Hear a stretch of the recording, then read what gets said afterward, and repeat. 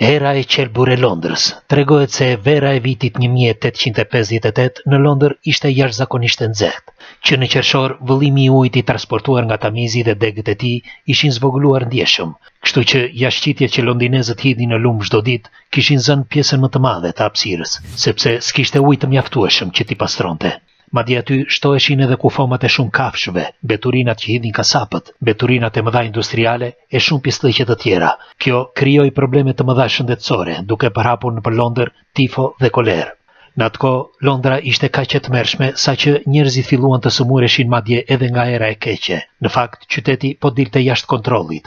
Era dhe papastërtia ishin të padurueshme dhe shumë filluan që të iknin.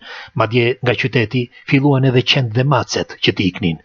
Tonelatat e mëdha të jashtëqitjeve të njerëzve dhe të kafshëve dhe pislëku i madh i ktheu rrugët në një kamp sëmundjesh, dhe ajri gjithandej ishte mbushur me një erë kaq të keqe e të padurueshme saqë shumë njerëz villnin nëpër rrugë, madje disa prej tyre u binte dhe të fikt.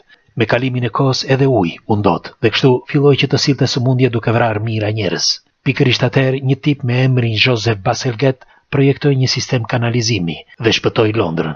A e keni menduar se çfarë ndryshimi ka jeta dje me sot? Ju, çfarë mendimi keni për këtë? Pres dhe ndajeni.